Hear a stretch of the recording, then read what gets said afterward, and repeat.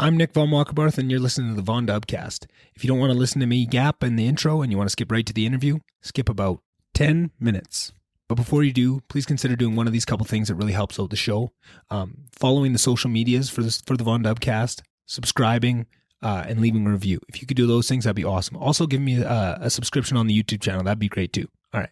Hey everybody, welcome to episode number 70 of the Vondubcast. A really special one here today. It was my first opportunity to sit down with a former Oiler, hopefully the first of many. It was a very nerve-wracking experience. It all kind of came together last minute, not even last minute, but just faster than I thought it would. Had a close family friend that grew up with Cory and put me in touch with him, and I had reached out kind of thinking, this is probably, it's a bigger guest. He's played in the show. He's probably busy as all hell, and this is going to take a couple months to probably track him down. So sent him a text, and really nice guy, down to earth, and kind of really put me at ease for the type of guy he was, and he wasn't going to be all Hollywood. Usually with NHL players and people that grow up in places like Lloydminster, you're fairly certain that's not what it's going to be, but you never know. And sure enough, he was into it right away. He was like, yeah, let's make it happen. And then it ended up being one of those things. Hey, does it work tomorrow? And yeah, sure. It works tomorrow, right? Whenever it works for you, it works for me. I'll make it happen. And we just kind of dove into it. And I think it was good because I didn't have too long to get nervous about it. And, or I had, I was able to get plenty nervous in that 24-hour period before, and, was completely unneeded. It was so much fun. It was so smooth. At least for me, I don't know. I mean, Cory would have to speak for himself, but we've talked a little bit after this episode, and he's talked about being willing to come back on and stuff. So I hope that means he had a good time. I had an amazing time asking all these questions about the game and the evolution and what he sees as the differences of someone that played, 10 plus years in the show. He knows it. And we talk a little bit about what we think that is. Talked about his years playing for the UofA, for the Golden Bears, winning a ship there. Just the team they had and how many of those players went on to be spectacular, and just the importance of that good coaching and what that allows the potential to be found when you have a good system around you, and how important that is with these young players we're seeing come into the league. Like a bat out of hell. And I think that's goes to show these support systems that we're putting around players younger and younger really shows that potential that can be pulled out of these guys. So that was fun. Talked about playing international hockey, played some years over in Germany, and just what an experience that was. I always hear from these guys going on to podcasts and talking about their international play experience and how much different it is. But until you really have a conversation with somebody, I don't think you fully understand what it is. And I think I might have to, once COVID allows, make a trip over to Europe to go catch a couple games, because it just seems like something that you need to see some point in your life if you're a hockey fan, if you're a true hockey fan. So that was fun. We talked about, a little bit of what it's like to be an Oilers fan over these years. I know I'm recording this intro Monday morning or Monday afternoon before Game 4. Oilers are down 0-3. I might need to have to do a solo episode just to cover all my feelings on what it's like to be an Oiler fan these past 27 years of my life, and all the pain that comes with it, and all the heartbreak and the highs and lows. And I talked about it, I'm fairly certain I talked about it on this episode, of just how exciting it is to be an Oiler fan lately, even though there's still Oiler type things and you still get the beat down, but to have the highs to go with these lows now is such a different experience, where it used to just be low after low after low with no rays of light anywhere around the organization. It is a different feeling this year. And I went into this year with a lot of hope and a lot of positivity. And I still have that. I feel like Game 1, they were dominant. And then Game 2, it felt like they gave up a little bit after that. And Game 3, that meltdown, that's tough, but they still seem like a really good team, and I really like the core pieces, and I'm excited to see what happens in the future. And I didn't think the Oilers were going to, be making a run to the final or anything this year, but I would have hoped for a little bit more, maybe stretching this series out. And who knows, you never want to give up hope. I never want to give up hope, but I'm fairly certain it's never happened in the NHL, a team coming back from 3-0. Maybe it's happened once or twice, but I'm fairly certain it's quite rare. So that's a bit of a stinger. You never want to see something you care about that much go the way it went, but oh well, that's the life of a sports fan, I suppose. So talked about that. We talked about him being on a new team when he came into the league, got drafted by Tampa Bay. They were a brand new team, what that was like to see an entire franchise kind of get onto its feet and be a part of that process, and that was really cool. And just bullshitted hockey. He's a real down-to-earth guy. I don't know what's in the water in Lloydminster. I'm so happy with the decision to do this Lloydminster May. It's just a really cool community with some really cool people that care, and have values. And that's something I'm so about, starting this podcast and getting into this and trying to nail down exactly what those values are to me. And the best way to do that is to listen to others that you look up to and take pieces of their value system, and build your own around that. And I found that just over this last year of having people on like Cory Cross, you get to find those pieces and over a couple hours really dig into where that comes from in them and ask them those why questions and pull that through for yourself and try and learn lessons. So I am just so thankful I got to do this, the opportunity that I get to sit down. This is, my second ex-NHL player that I've sat down with, and just keeps getting funner and funner as I get more comfortable being in this seat and having these types of conversations with them. I hope you guys could feel that too. It was lots of fun, and I hope you guys enjoy it just as much as I did. Like every week during this Lloydminster May, we've been advertising for Bike for Breakfast. It's a program that they're doing. A couple guys out of Lloyd, they're biking from Lloydminster to Tufnell, Saskatchewan and back. They're raising money for schools in the community. Look it up. It's been in, I've had links to it in the show notes for a couple episodes. It's on the Instagram page. I've tag them in a couple posts and you can get to them. It's not hard to find. And if you have a little extra cash or you want to look into what they're doing and want to see if you can support in any way, that would mean a lot. And let them know that you heard about them here on the Vondubcast. And then we're kicking around a couple ideas for ways that I can get involved and do something that maybe doesn't involve me ever getting on a bike, because I hate getting on bikes, but maybe I can do some sort of running or get you guys involved somehow to try and raise some money to go with that. Because I really believe in the reasons why they're trying to make a change and who the change is going to. And I feel like the children are the ones that have suffered the most throughout this pandemic. I've said this a lot of times, and I think I've talked about it a lot, but I haven't done much. And to see people realize that in themselves and try to make a change is just awesome. And I just want to support that as much as I can with this. So yeah, I hope you enjoyed this episode. I hope this is just the first of many ex-Oilers that I get onto the podcast. It was really fun doing those guessing games for you guys to see who you're thinking. I had a lot of guesses for George Larocque, Fernando Pisani, who else? A ton of guys that were really great guesses. That was fun. And I hope to be able to have some big guests like this to get you guys excited for. I personally get excited for almost every guest. If I've asked you on and I get to do it, I just enjoy this process so much. My excitement level is almost equal for everybody. I just enjoy it. I'm so proud of each and every one of these conversations that we're able to have on this podcast. It's hard to really pick and choose, but for some reason, I feel like an episode like this is one that you guys are going to get excited for, and that gets me excited. And I want to bring you guys what you want. I want you to be excited about what you're hearing on this podcast. So the more and more I can do that and bring on bigger and bigger guests, the further this podcast is going to grow and the easier it is to pass it on. It's tough when you say, oh, well, my buddy had one of his buddies on that, a really good conversation. That's hard to pass on to somebody. Hey, my buddy had this ex-NHL player on ex-Oiler and it was a really great conversation. That's a different story. So hopefully, I hope you guys listen to all of them and enjoy them. But if not, if you just pick and choose the ones that sound interesting to you, that's fine too. And that's, what a lot of people do with podcasts. Hell, that's what I do with a lot of podcasts. I have so many I listen to now. It's hard to get them all in. I have to really be picky and choosy, other than my few favorites that I make sure I don't miss an episode of.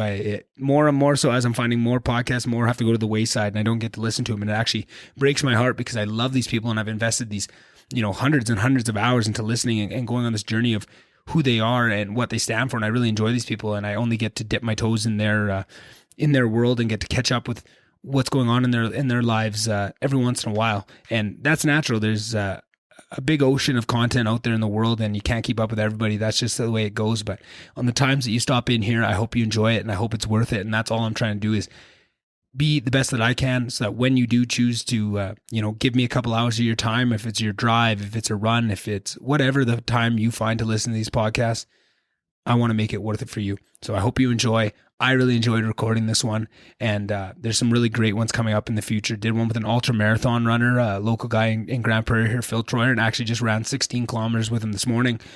Really nice guy, and was really interesting. I had a crazy story of a grizzly bear encounter that he tells on the podcast, and I can't wait for that one to get to you guys. Got an awesome one about learning to play guitar and about my love for John Mayer, and then a couple more intellectual, political conversations as well with some young intellectuals that I've found through one thing or another. So some really good ones in the pipeline. some really ones I'm excited to get recorded this week and next week. And I'm just going to keep this train rolling. More episodes for you guys to take in. And like I said, either consume them all or pick and choose. It's up to you. I just want to make sure that whatever times you do log into the Vondubcast and come check it out, it's going to be the best it's ever been. Awesome. All right. Talk to you guys a little bit on the outro, and then I'll see you on the next one.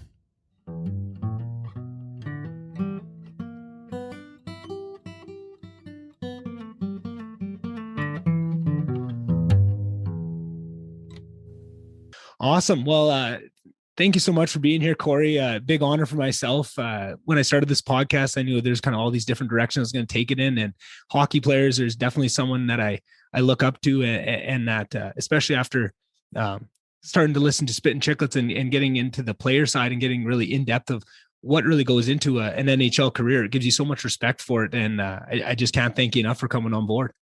Oh, no, it's my pleasure to get on board, and kind of a funny call from an old friend of mine who is a relative of yours. And it's a small world, right? It is. And that's probably a good place to start is, always had lots of connections to Lloyd and Kid Scotty, the Discover family. They were, family from the time I was this tall, and they come from that area. So we have lots of connections there. And I remember when you got traded to the Edmonton Oilers, just what a moment that was for us in Slave Lake.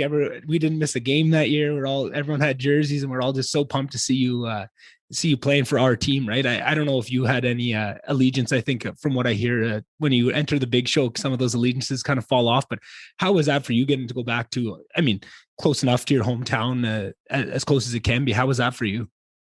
Yeah, I was excited. I was shocked. They got me from New York. Yeah. And I had been playing really good in New York. And when the trading deadline came up, I didn't think I was going to get moved because I was playing very well there. And it's funny, Glenn Sather, I was just about to step onto the rink for a pregame skate, and he grabbed me. He goes, "Oh, come into my office." And I looked at him. He pulls me into the stick room. Yeah. And he goes, "Yeah, we just traded you. You're going home." And I'm like, "What? Going home?" And he's like, "Yeah, I traded you to Edmonton." And I was like, "Oh," I was taken back big time. I didn't see it coming at all. Yeah. But I was pretty excited. Calling my family and my friends and said, "I'm coming back to Edmonton." Yeah. My one buddy, he was upset because he had a flight he loved Messier, and he was coming to New York to come watch me play. But it was good to go back to Edmonton and be back close to home for sure. I bet. And I can't imagine a bigger jump from the Big Apple to coming back to Edmonton. That's quite the change of scenery. I bet just about 100 to or 0 to 100 in a hurry on that. And at that time, you already had lots of experience playing in Canadian markets from all the years in Toronto, but I'm sure that's got to be just a little bit, probably doesn't get any bigger than Toronto when you want to talk about those markets, but just that hometown feel, was that something new for you, or was it kind of old hat? You got used to it quick, or was that something you kind of had to adjust to when you're playing with all those people in the stands cheering for you? Yeah, no, it was just old hat. I guess the one thing was there was lots of friends and family coming to more games, right? So that was fun at the start, and there was a lot of people that I hadn't seen for a lot of years showing up to the games and contacting me, and so that was a lot of fun just to reconnect with a lot of people. Yeah, I probably had to change your number a couple of times for all the people calling you for tickets all the time. Yeah, I need 6. I had to make sure they were clear. We only get 2 free tickets. The rest you have to pay for. So yeah, I did get 2 other season tickets. I bought 2 season tickets to go along with my 2 free ones. You almost had to. That's just an investment to keep your money. If not, you'd be paying for tickets all the time. Exactly. Everybody just figured I could get as many tickets as I want. That's not how it works, but exactly. And I consider myself a pretty big hockey fan, right? Growing up in Canada, huge Oilers head all my life. And I was amazed at how much I didn't understand about what goes into an NHL career until I started a couple of years ago listening to Spittin' Chiclets and hearing some of the guys talk about just like little things like that. I always assumed a player got as many tickets as they want, right? And I didn't know that other than those 2 tickets, that comes into your own pocket, and just little things like that. And it's so cool for me now as a fan. I feel like my fandom has leveled up so much now, understanding all these little intricacies that go into it, how much more important coaching is, all those little things. And I'm curious for you, as someone that was kind of already finished with your hockey career when that Spittin' Chiclets crew started up, and the level that you could go to as a fan kind of leveled up after the fact. How do you see it? Have you noticed that at all, that the access that fans have to the players now compared to when you played, how different that is, and kind of the type of fan has changed? Have you seen that at all? Yeah, I have seen that. I mean, the fans were pretty close to the players. You could access the players pretty easily, especially in Edmonton. With that bar right there in the old Northlands Coliseum. Yeah. The bar was right there, so you're walking out of the dressing room, and I always met my family in the bar. Yeah, and you're right with the fans. That doesn't happen anymore. No. The players are really protected. I don't necessarily like that. I like it when the players can interact with the people. It's good for the marketing of the team. It's good for everybody. Yeah. And it almost seems like it went in a, like you say, where there's more of a intimate connection kind of before the social media age and all that stuff came in. And then as that came in, that connection was lost, like you say, and they really protected the players. And now just these last couple of years, they're finding new ways to bring people back into that fold and let them show a little bit more personality, and that type of thing. And I think it's kind of cool how the league evolves over those years, and kind of it almost comes in waves of these things where you get more connection and less connection, just kind of with the times. And it's cool for me to see, at least. Yeah. It's funny watching interviews of NHL players and stuff, and they're always so boring. And it's just like, come on, you guys, like, get some, tell a joke or say something funny, or it's good for the league. And it's frustrating as a fan. I watch and I just say, and the reporters don't do much. They don't do much good for it either. They ask the lamest questions, and there's only a few guys that come up with some really interesting questions that guys are kind of taken back, and they answer a good question, right? I just find there's so many cliches. I know. I mean, I know when I was a player, they told you don't do anything crazy on TV and all that.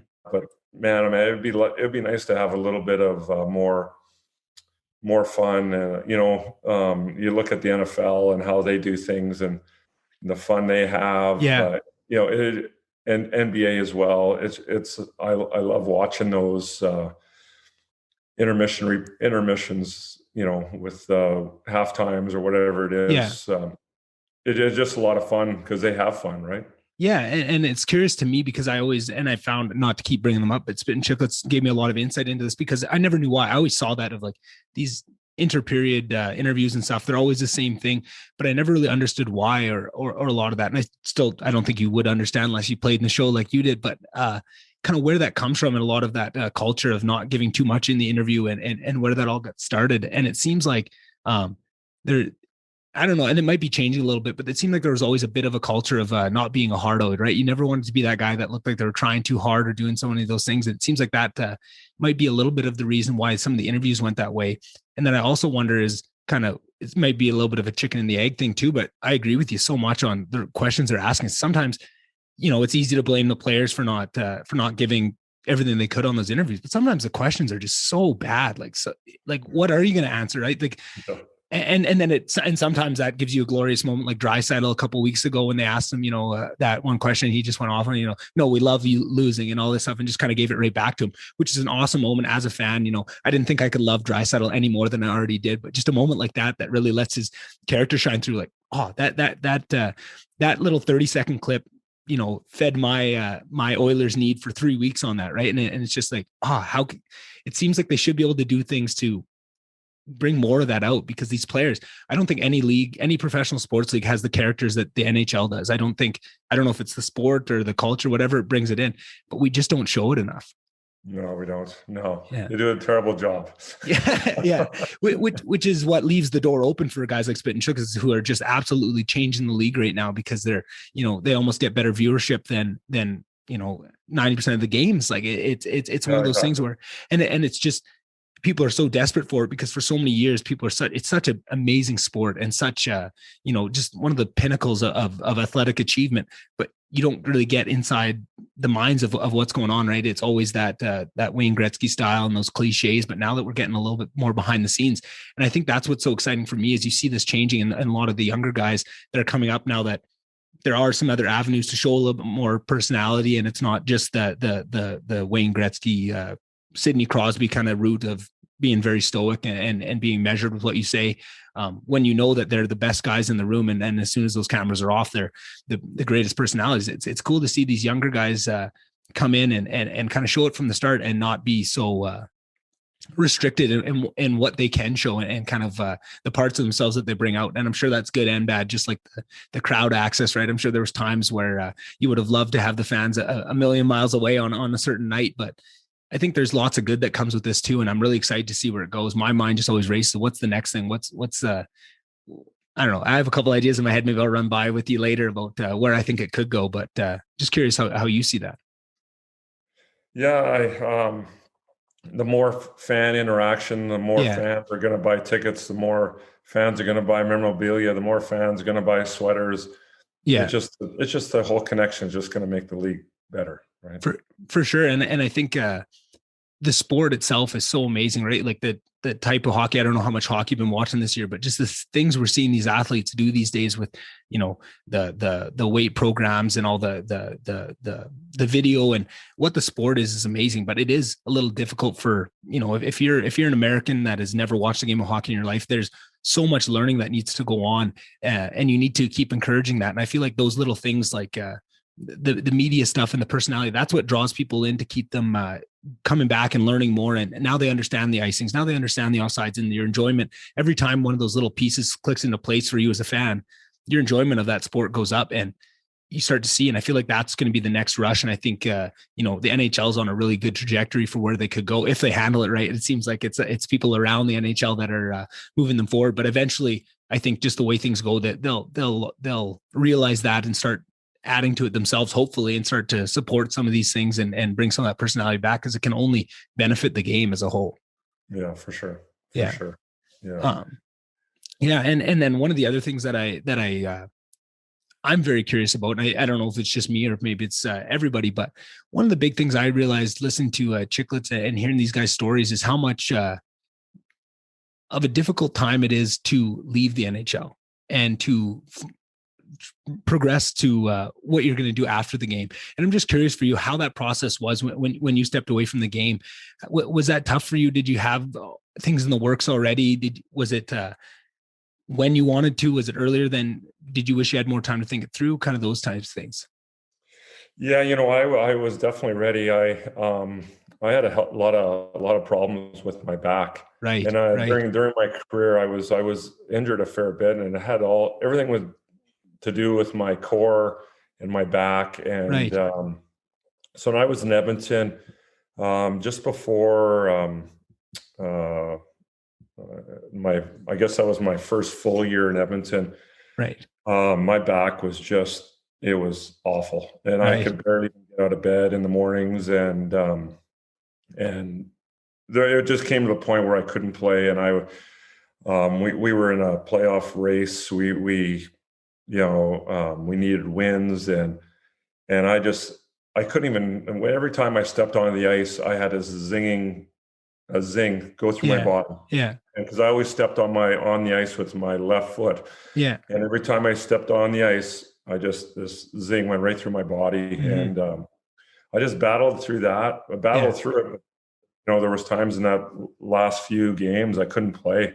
Yeah, and I felt horrible letting the team down and all that. So then the lockout happened, and I thought just rest would cure my back.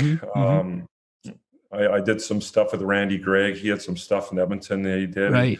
Put me on a traction machine, and I was pretty happy the lockout happened, because there was no way I could have played. Right. It was almost a blessing. It still bothered me that much. And then the full year, we had the full year rest. And I came back, and my back was still not great. My heart was kind of not really into it, because it was just I just knew that my end was coming. Yeah. And then I just struggled my last year in Edmonton. I struggled with confidence. I struggled with the coach. Mm-hmm. They had me playing on the right side. I'd never played on the right side before. It was just kind of a snowball effect. Mm-hmm. And it was good that I needed a change. And when they traded me to Pittsburgh, I was quite happy about it. I was upset. I was upset that the fans were giving me I don't know if you remember, but the fans were giving me a really hard time. Yeah. Not knowing what I was going through. And you see that in the NHL all the time. There's, if a guy's having a tough time, it's probably because he's playing injured. Yeah. He's trying to play through something that isn't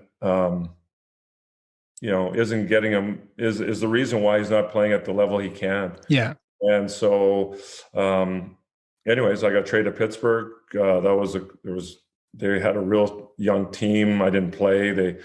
I wasn't too sure why they traded for me, but then they traded me to Detroit, and I kind of got a second win, and I played some pretty good hockey for the last 16 games of the year, and then we lost to the Oilers in the playoffs. And I know. I wasn't going to bring that up. But I knew right then that I was done. I knew I was never going to play in the NHL, and I was totally fine with it. My body was just screaming at me, okay, please be finished. Sometimes I'm not hockey players aren't so smart, and I decided to go to Germany for a year, but it was actually good. My back didn't bother me too much because it wasn't as physical over in Germany. I played 1 year there, and then, like I told you before we got on the air, I got into an oil service company with a couple guys out of one guy at Lloydminster, one guy out of Edmonton, and we built that company from ground up. We have 10 service rigs now, 8 coil tubing units. Yeah. And we've been in business for 17 years. So I walked right into that right after my career. And it was a real learning curve. I didn't know anything about the oil business or anything about oil wells or how to treat people and meet people. So it took me a few years to get my feet wet. And but I mentally I was totally fine. I just walked into it and learned the business. So right, and that's kind of half the stories you hear is somebody like that had so there's a little bit of writing on the wall, right? Maybe it's an injury, maybe it's something else, maybe it's just the love of the game. You hear that a lot.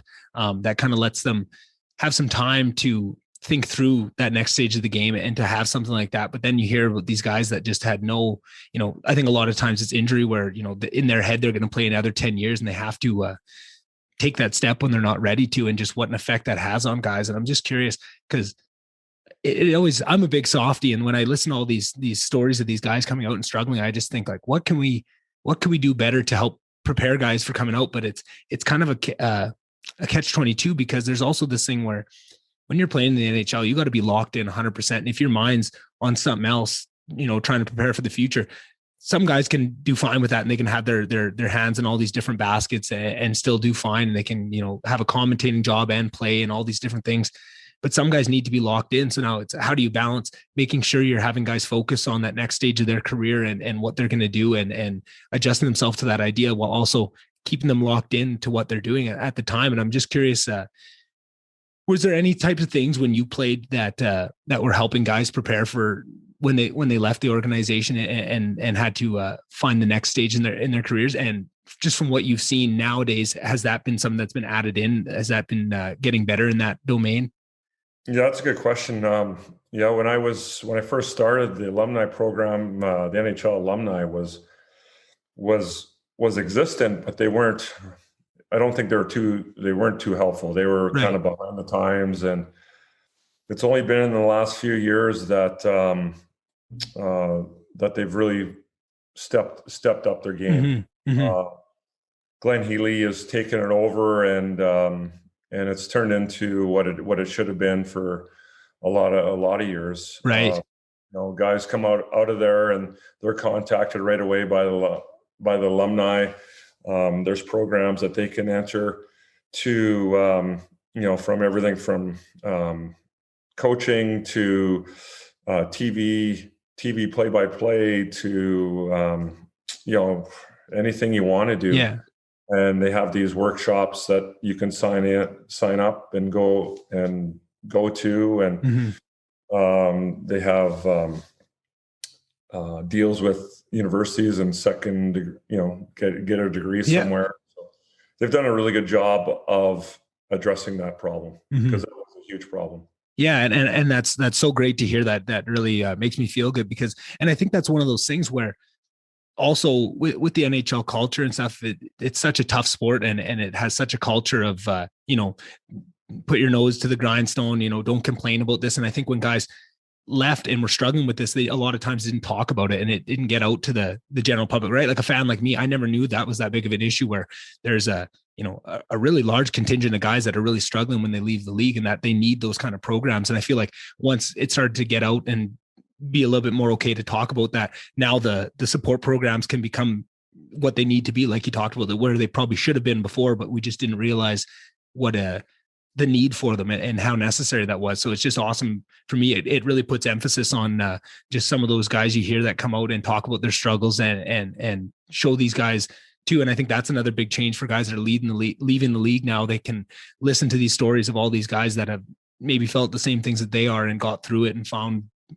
areas that they could still succeed in and find that passion. It's just playing the NHL is a hard high point to match. I would imagine that's a pretty big feeling that you can't find in a lot of places. Well, yeah. And the problem is, a lot of guys that they don't have a long-time career, right? Right. Average, I think the average is maybe 5 years. Wow. And there's, a lot of guys, if you only play 5 years, you're probably not making a whole bunch of money. I mean, right. You think about, okay, a guy who's got an entry league contract, he's making maybe $750. Yeah. Take half of that away.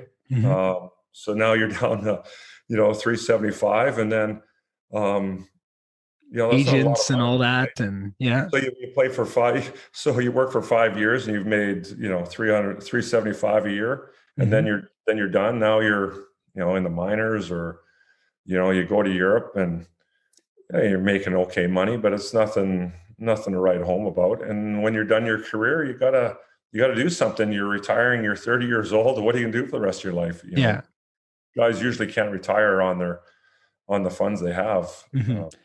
And even if you could retire on those funds, a lot of what people don't understand about money is you need to know what to do with that money, right? Like if you've spent your entire life dedicating yourself to this goal of being a hockey player, it's not like you're picking up all these financial tips. I mean, you might along the way, or, how to be smart with that money and how to invest it and how to, put it to where it's going to be seen for quite a few years. But usually guys are picking those kind of things up as soon as they're done. Right. And this was stuff they needed to plan 5 years ahead of the time. Right. Or while they're doing it, it's a tough thing to see. Yeah. Oh yeah. I've seen everything. I've seen guys. I bet. I've seen guys get their money stolen. Oh yeah. You got to be really careful. People are always hunting you. You're the NHL star now, and your Uncle Johnny, he's calling you, hey, I need some money for this and that, and quickly go away pretty quick.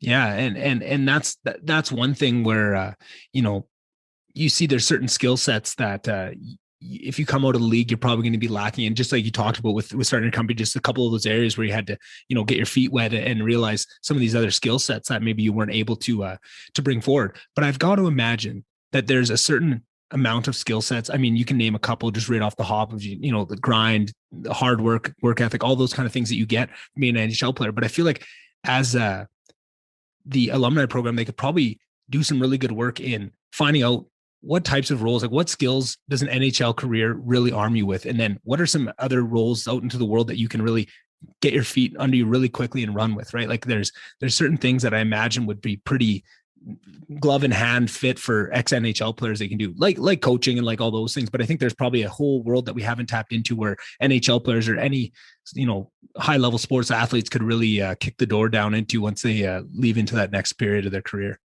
Well, I know, being in Calgary, I helped coach the UFC Dinos for 4 years in Calgary. And, those graduating players that we had, the business people in Calgary wanted hockey players. They wanted guys who were used to working with a team, right? that were disciplined, that were there on time, knew what hard work was all about, Yeah. and teamwork. And those are the qualities you get when when you play a team sport. And I just love that stuff. I'm a big team sport guy, and it just helps you, through whatever you're going to do in life. Doesn't matter if you're playing hockey or you're going to work for the rest of your life, right? It just helps out.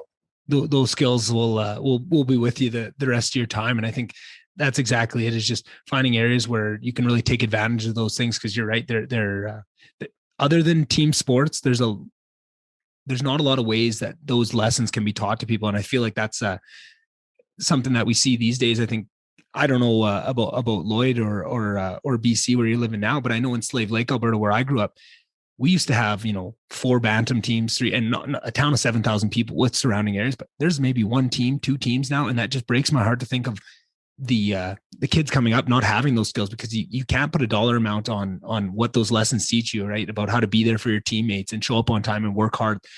It's very hard to teach those lessons anywhere else. I think maybe 50 years ago, that'd be different. You could find a lot of ways to learn those skills, send them out to the farm or give them a real job. But these days, those things are few and far between, especially for kids. And it scares me to think of the next generation of young kids that are going to be missing all those skills, because those are crucial to a well-oiled society and how things work. Yeah, I totally agree with you. Yeah. You just, the more people you're working with and learn from, the better, right? Yeah, exactly. And I think that just not to bring up COVID, which I'm sure nobody wants to hear about, but that was one of the first things I thought about when all this kicked off, was just what ways can we make sure that we're not taking these things away from our kids, and what do we got to sacrifice? Let's close down the bars, let's close down these, but let's keep the rinks open. Let's keep the kids in hockey, because this is so important. And just something that I think we chatted about a little bit before the podcast was ice time, and just people that are dedicating their life to being the best at a sport, or to not even the best, but just the best that they can be.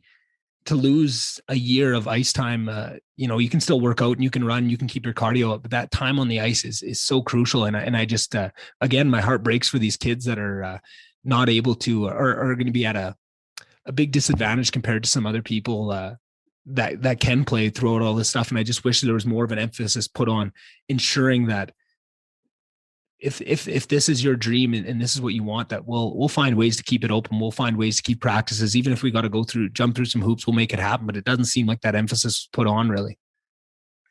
Yeah. Well, we've been pretty fortunate in BC here that we've been able to practice. We got in like 6 games in the start of the year, and then just been practicing. Yeah. So we're definitely at an advantage. And I just don't, you can talk about this variant that's coming out, but right now, it didn't seem like the kids that were playing hockey were transmitting it. And there was some teams that got shut down for a couple of weeks because there was a close call or something. But it was really unfortunate to see kids not having that outlet. Yeah. A good friend of mine said, the older people in society right now, hopefully they realize the sacrifice that kids have put for them. Because back in when this all was start going on, it was to save the older folks, right? And the kids were the sacrificial lambs almost. They were, yeah, and I don't think society has probably looked at that enough, right? What's the effects on these kids? Exactly. And they can easily say, no, we thought about that, and this is a risk we take, but there's no transparency about any of the things that they're putting down. So we can't even be sure that they've thought about the kids.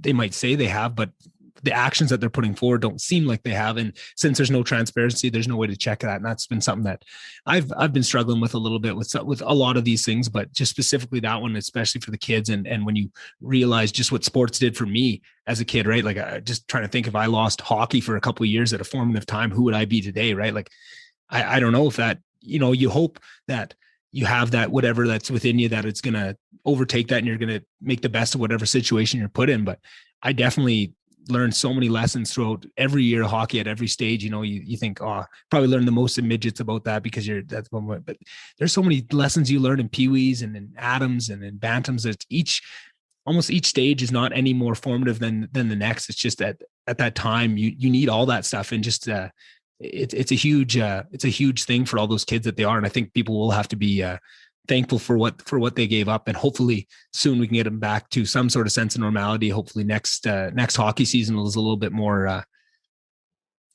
let's say, structured. I don't know. I'm trying to find a nice way to put it without letting my feelings creep into it too much. But and even guys that made a big decision.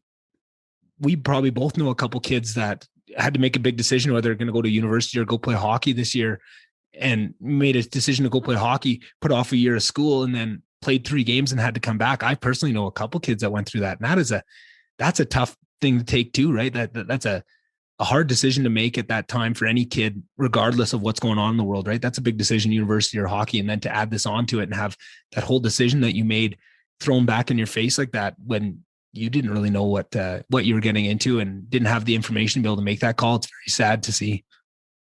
Yeah. The kids that the draft year the 20-year-olds that are in junior, maybe a guy that's a late bloomer who just coming into his own when he's 20 years old and, ready to have a good year, and guys you don't think of too, the taxi squads that are all on these NHL teams.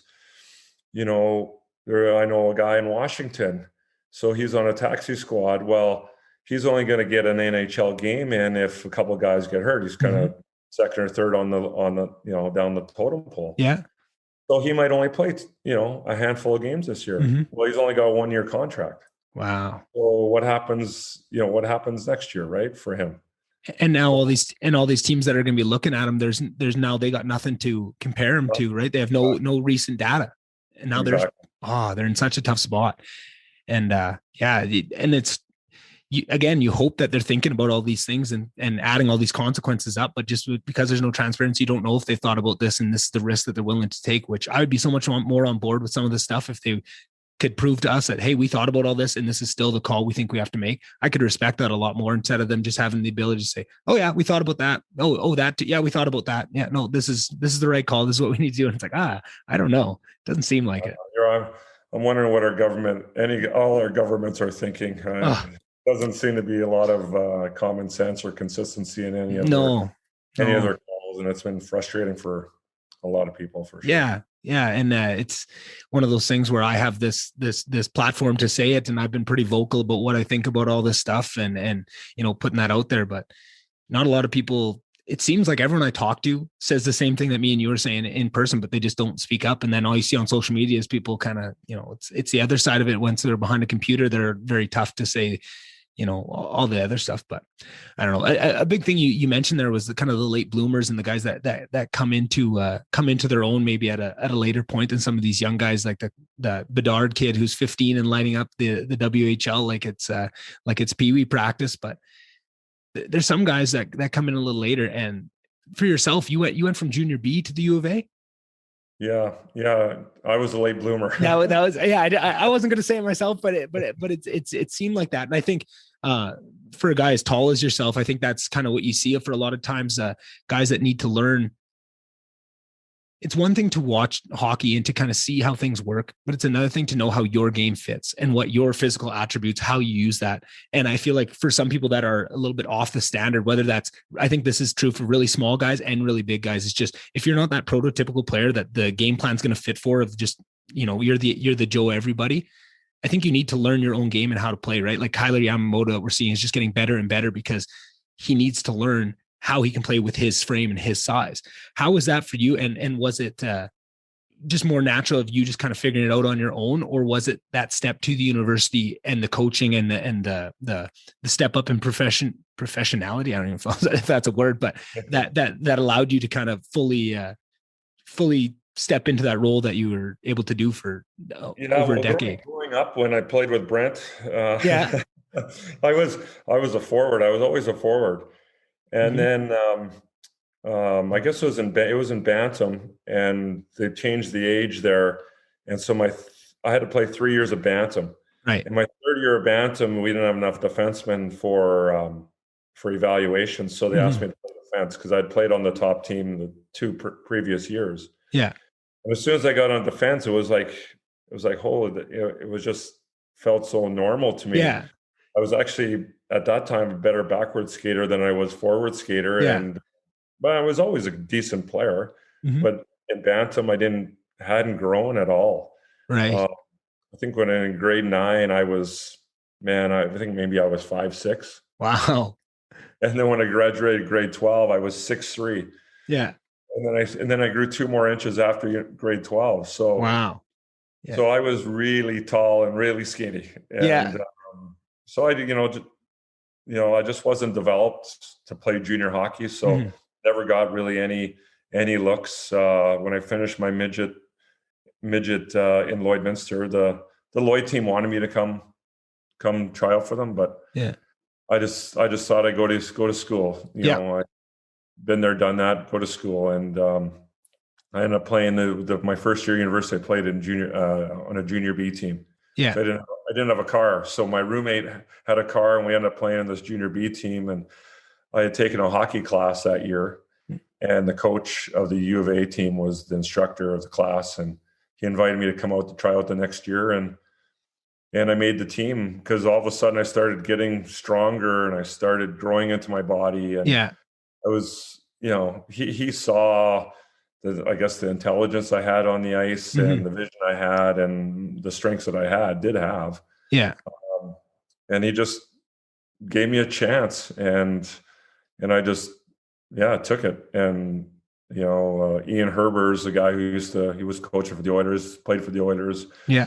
He kind of took me in as a big brother and showed me how to train and how to work hard. And next thing you know, I was getting drafted into the NHL. So it was pretty cool. Yeah. So when you're playing that year of junior B, like where was hockey in your mind? Like was school the number one priority and hockey was just kind of on the back burner, just doing it for fun? Or did you still have some dreams in the back of your head at that point? It was for fun. Yeah. Oh, that's awesome. We practiced Friday nights and played Sunday and Wednesday. Hey, there you go. Actually, one of my best friends from university in third and fourth year. Yeah, he just found he was from Northwest Territories and he was down in Edmonton doing school. And just for fun, he just found a junior B team. And I don't even know if he went to the practices. I think he just showed up to the games, but he was good enough that he could do it, right? And get a couple scraps and then just the boys at university love to go watch him play and all that stuff. But it's funny how you can change your mindset that quickly to, just having it for fun to jump into that. Or maybe I shouldn't say so quickly. Was that a struggle for you to kind of snap back into that, the more serious hockey of it, or was that pretty natural? Yeah. Like I had two really good buddies back in Lloyd who had, one guy was going to Nate. Yeah. And one guy got a scholarship to Michigan Tech. And we were all going to go to those teams the same year.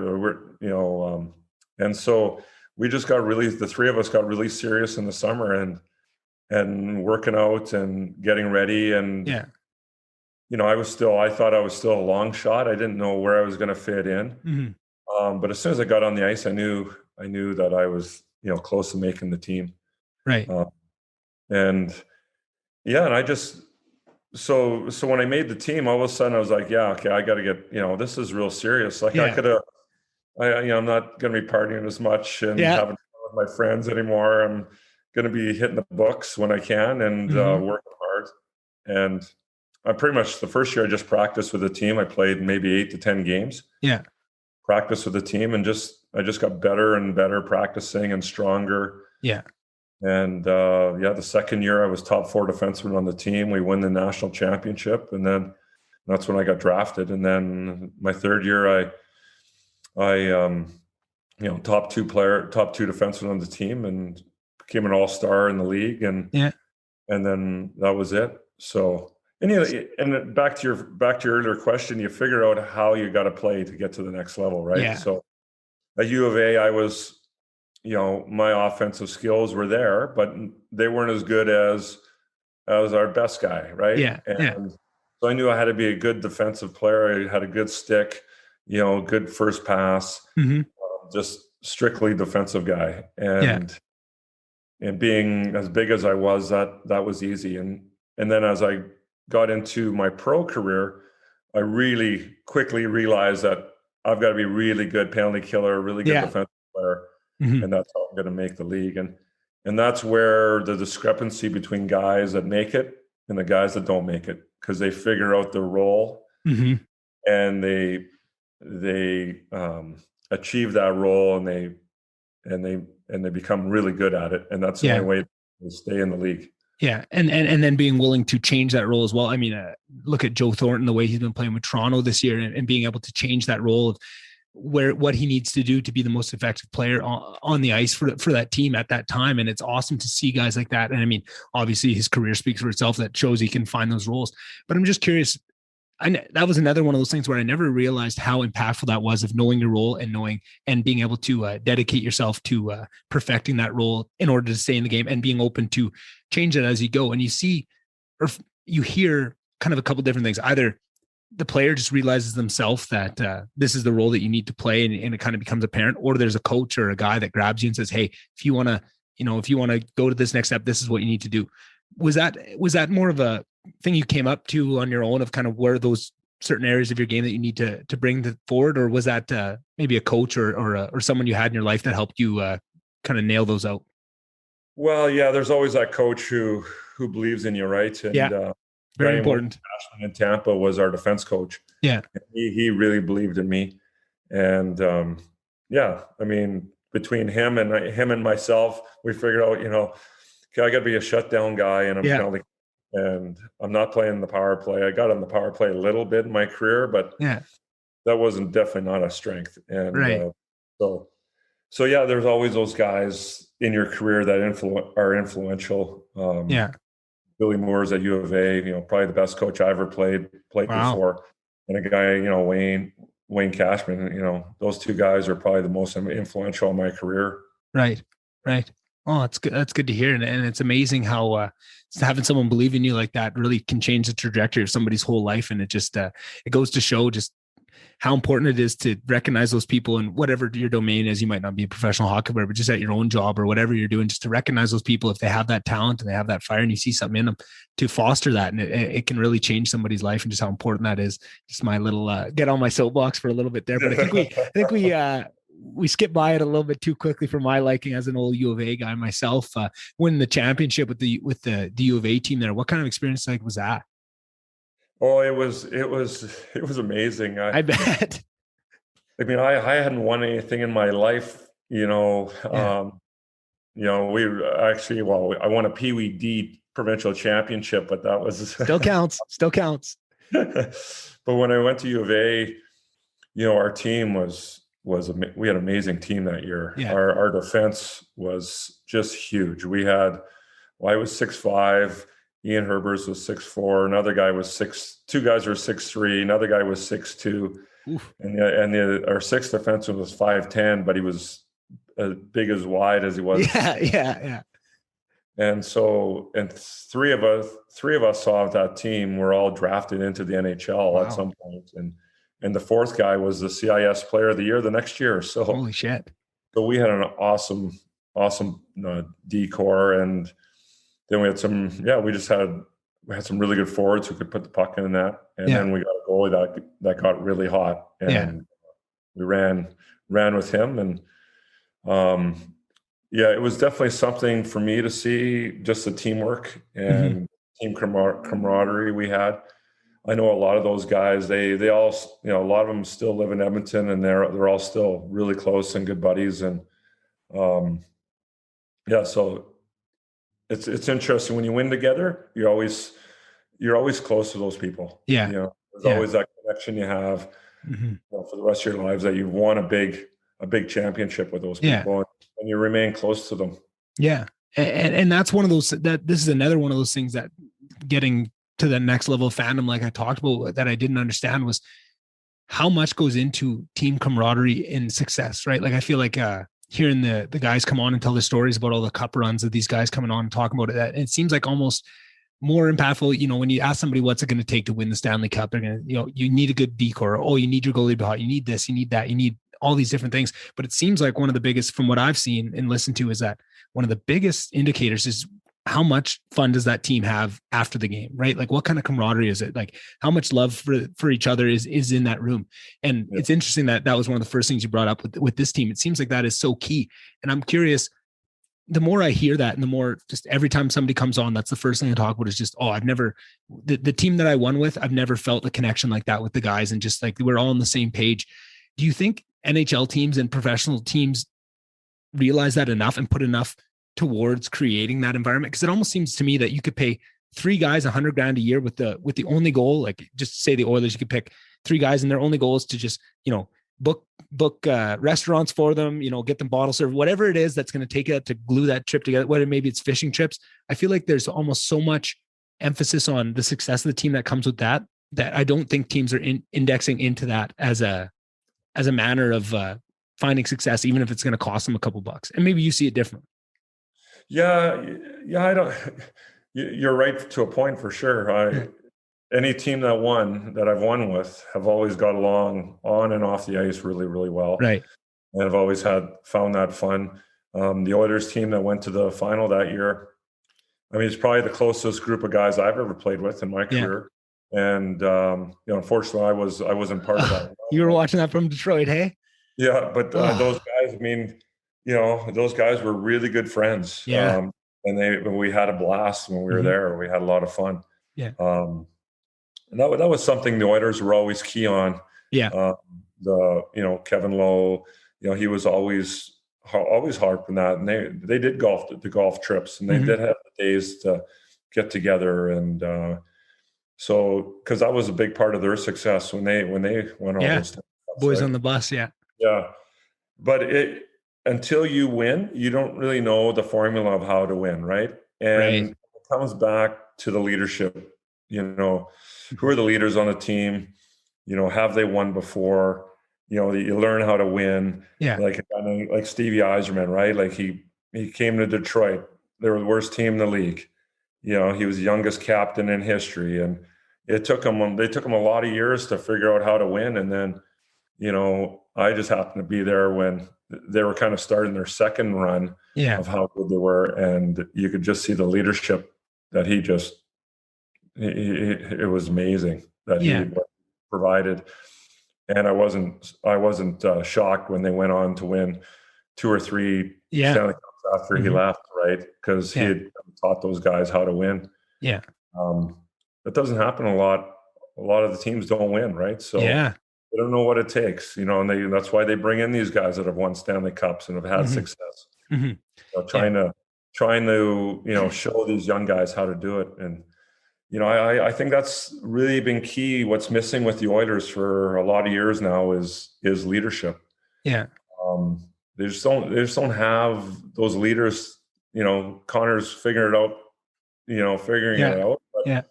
But he's never had that guy who's been able to take him under his wing and show him. Yeah.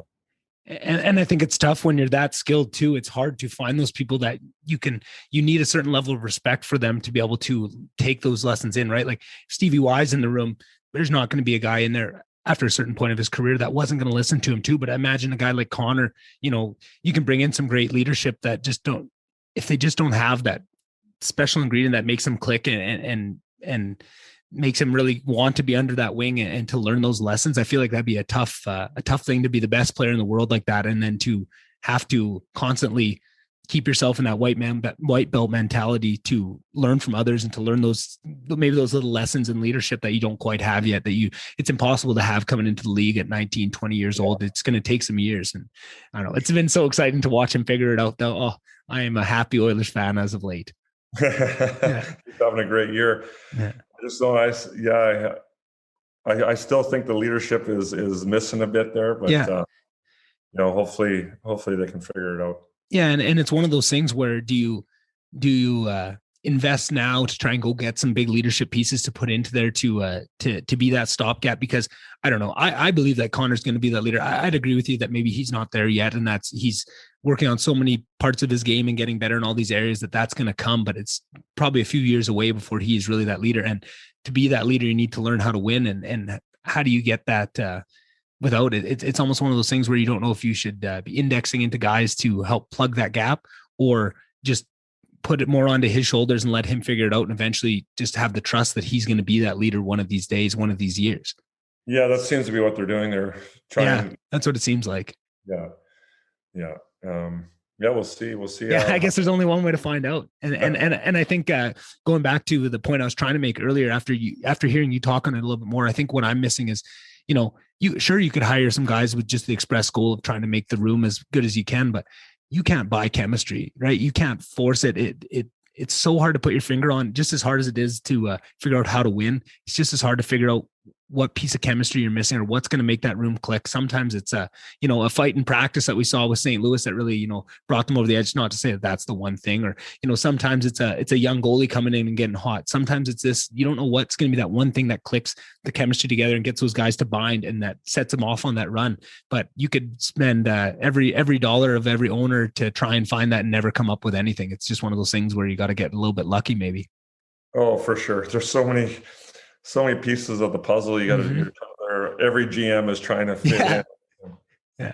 There's only so many of those real top character guys that, if he's a real top character guy, probably a team's not going to get rid of him, right? No. And those guys know what they command, and they're asking for that in terms of, in the cap era too, that's another aspect. You got to, you need a fast D, puck moving D man. You need these game breaking forwards. You need a good goal. You need and then you need leadership, and you have to make it all fit within this financial bubble. It's just my respect for what GMs are doing. The more I learn the game and learn what goes into it, the respect I have for GMs is just through the roof. That is such a hard job. I feel like I probably gave a lot of GMs a little bit more shit than they probably deserved in the past without that understanding. But that is I don't envy that position whatsoever.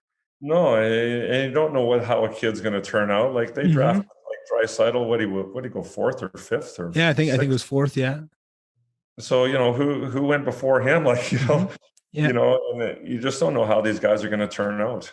And, exactly. And it's a little bit of a luck of the draw, and some kids max out at 18, and some kids max out at 35. So exactly. And every time you think you have it in your head, right? Like, okay, for a while there, it seemed like it was pretty accepted that for a forward, you're going to kind of know what you got by the time they're, 22, 23, you'll at least be able to see it. And it kind of seemed like these D-men, it almost took till like 26, 28 to really see what you had in the D-men.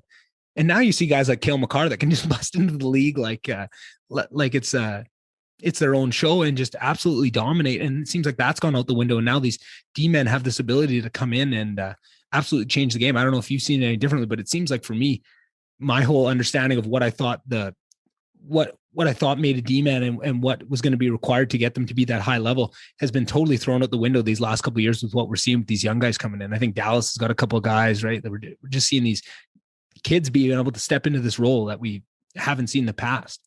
Yeah, well, it's become such an offensive league, right? Yeah. The 4-man rushes.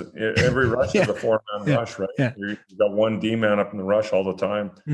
Because the back pressure and the back checking is so intense, you need that extra guy to be attacking to get a chance. Yeah. And that's where these offensive defensemen, they're the skills they have is lights out. Cale Makar is, he was crazy good when he was 17. He was playing with Brooks Bandits, and I watched him and couldn't believe how good this kid was. But I mean, there's still a role for guys who play the defense, and I mean, every offensive guy needs a defensive guy to back him up. So for sure, that was always me when I played. I said, "You a lot more love. They get a lot more love. A lot more." Yeah, exactly. I always told them, "You go pinch all you want. I'm the guy. I'll back up. I'll be the stay-at-home guy. You go nuts." I just never wanted to be that guy that had to make the mistake, because if I made a bad pinch, I was not the fastest guy making it back. I was like you. I wasn't bad skating backwards. If I had to go forwards, it wasn't the prettiest sight. But actually, and in the last couple of years, I kind of figured that out. But at that point, when you play D your whole career, just that my offensive instincts were just never there. A couple of times, I think in my last year of hockey, they put me up on forward, and I was a chicken with my head cut off around the offensive zone, just trying to hit guys and maybe hope a puck pops out to me. But sounds like me in men's league. I play forward and I don't know what the hell I'm doing. Exactly. But you have fun, isn't it? Oh, and that's actually another thing I wanted to ask you. I feel like every time we have a little back and forth, about 6 more questions popped into my head. And one earlier that we were talking about was, you're back feeling a little bit better when you got to Detroit, and just the team that you're walking into there. I was going to say, like, I can't imagine your back wouldn't feel a little bit better walking into that dressing room with that kind of leadership and that kind of skill. Like, how was that for you? Of just, all the things you're struggling with being in Pittsburgh, to walk into that room. What was that experience like? No, it was amazing. I bet. I mean, you go through that list of that team, you're just like one unbelievable player after another. Yeah. So it was a lot of fun. Just sitting back and watching Nick Lidstrom. Yeah. Oh, I mean, he was just amazing to watch. Yeah. And then my partner was Cronwall. Yeah. Cool. Yeah. And it was his first year in the league, and just seeing how good this kid was going to be. Was he crushing guys right out of the gate? Yeah, a couple times. Yeah, he showed it a little bit. Nothing like he was later in his career. But the two guys, Pavel Datsyuk and Henrik Zetterberg, like, I just could not believe how good those two were. Oh man! And they were really young then, and it was just amazing to watch them play every day. Yeah, and I feel like a guy like Datsyuk for so long was just where you see this one guy come in and be able to do things that nobody can do. Like, he's just, his overall skill level may not have been. No, I think it was, better than all these other guys, but there's just certain areas and certain things that he could do. And I think we're seeing it more where a guy like McDavid, where you can clearly see in a couple areas of his game, there's nobody close to him. Right. And I think there's probably a couple other players. But almost for me as a fan, and I think that might just be my age of just being a younger guy, he was the first guy I got to see that was just like, this guy's playing a different sport than the rest of these guys. Like, he's got some extra sauce in him that just nobody had ever seen before. And now it seems like there's these kids coming out that are almost, are so dominant so early that we're almost seeing these little Datsyuks coming in. But we'll never, it's almost sad because there'll never be another Datsyuk like that, I don't think. But it's so cool to see all these kids that have, small pieces of that in all these different areas that can come in and have this one skill set that just totally puts the league on notice. Okay, now you need to know how to do this. Like, this is already hard enough to be an NHL player. Now you need to have this whole other facet of your game that these kids are coming in with. Oh yeah. Like, nobody ever did a backhand toe drag before they saw Datsyuk do it. Yeah. Now every kid, that's all they're practicing is backhand toe drags. Oh, it's wild. And I feel like as a fan, it's so exciting to see that, because there's always evolution in sports, but I feel like some sports allows for a little bit more evolution than others, right? Like in football, certain rule changes have changed the game, but really how the game is played is pretty similar. There's throwing, there's passing, but with hockey, when you look at the league in 10-year chunks and decades, it almost looks like a new sport every 10 years. And you'd think that would start to slow down, but it's almost speeding up, because then you add on to it. Now, you talk about the 80s, 90s compared to the era we're in now with, mental coaches and strength and conditioning and the understanding of the body, the rehab, the facilities that these players get added on to. Like you say, you have these kids that are coming up that are 13, 14, getting to watch these guys do all this amazing stuff and practice that from such a young age, where there's guys where you had never seen this stuff before until somebody does in the league. Now you're trying to pick it up at 25, 26. These kids are getting all this information, all this download, and getting to practice it and have it to a fine tooth level already when they're entering the league. It's so exciting for me to see where it's going to go and just what those next levels are. Yeah, and that's just the evolution of the game. Yeah. But I mean, back when I was playing, nobody had a skating coach and nobody had a skills coach. And now there's skating coaches, there's more coaches on the ice than there is players. Yeah. Yeah. And I remember a couple of years ago they were showing, it was the Oilers' first game of the season. Yeah. And they were introducing everybody on the team, and I remember that. Yeah, and the staff was filled, the whole bench. Yeah, and a couple of guys were cracking up, saying that, where were these guys when we played, right? Yeah, no shit. And so, and then there's guys who make a living, getting minor hockey parents to come bring their kids to them, and so all these kids, all these different things. And so it's just the evolution. It's a big business now. Hockey's a big business at any level. Right? It sure is. And I'm sure this is an impossible question to ask because there's so many factors that go into it. But I'd be curious to ask someone like you that had such a great career and now is still around the game and seeing what the evolution is. What are I feel bad asking this question because I feel like it's such a tough one to answer, but what do you think the most important things? Do you think it's the strength and conditioning? Like, here's a good way to ask it. If you could go back to your playing career with one of those aspects, if you could bring the strength and conditioning back to the day, or the skating coaches, or even like something like video, what do you think some of the most impactful evolutions of the game are that if you had back in your day would really have changed the league? Oh, the strength and conditioning. Yeah. You think that's the number one thing? How to eat and how to live your life. Yeah. Nutrition is huge. When I got to Tampa and they built a brand new rink. Yeah. The weight room was, I don't know, it was maybe 30 feet by 15, maybe. Like, right. If it was, maybe it wasn't even that big. We had like 2 treadmills. We had like 3 or 4 bikes, a squat rack, a bench press machine, a bench press, Smith machine, maybe. That was it. And some dumbbells. Wow. And now you go into every team, there's weight room, and there's, they've got professional coaches. So that part of the game, everybody is in incredible shape, right. year round. When I played, guys were in good shape, but they were still going to training camp to get in shape. Right. Yeah, for sure.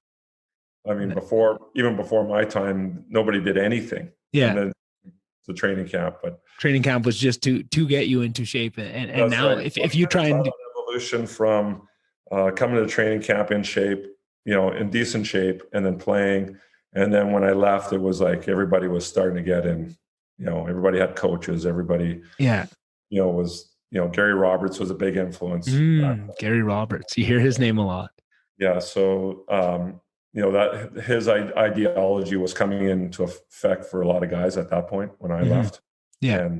And that's carried on. So I think that's been probably the biggest change from when I played till now.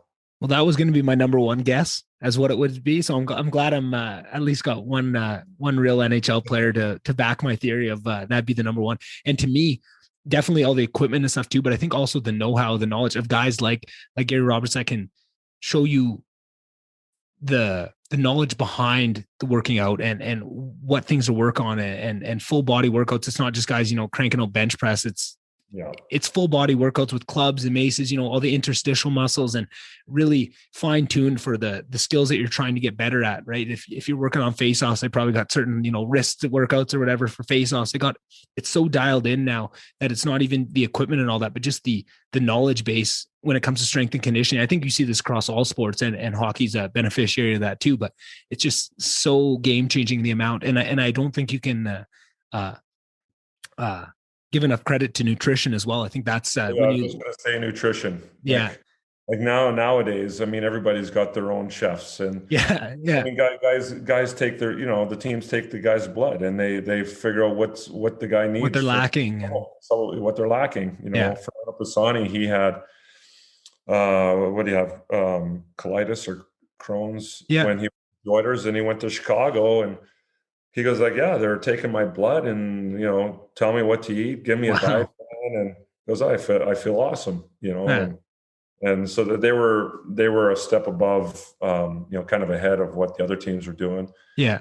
Everybody learns from everybody else, right? Yeah. Yeah. It's hard to keep a secret in the NHL. That's right. Yeah. Yeah. It's secret for one year, maybe 2. Now, right. So. Yeah. And I think that's kind of a cool evolution of the game as well. Is years ago, you could have a small advantage, right? Like if you had your nutrition dialed in for your team, that was a real competitive advantage. Now it's hard to have that above any other team because it is so, the evolution has gotten so far that every team has these things. It's hard to have your little secret weapon in your back pocket to really bring out and put you above everyone else. But, the level overall of the game has risen so high that it almost,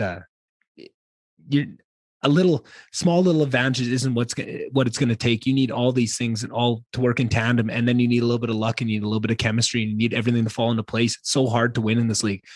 I know they always throw this out, and I'm sure fans of other sports don't like it, but I truly think the Stanley Cup is the hardest trophy to win in sports. Like, it's just so, and the more you understand it, the more that statement rings true. And same with my enjoyment of other sports and getting more into basketball and football and seeing all these things.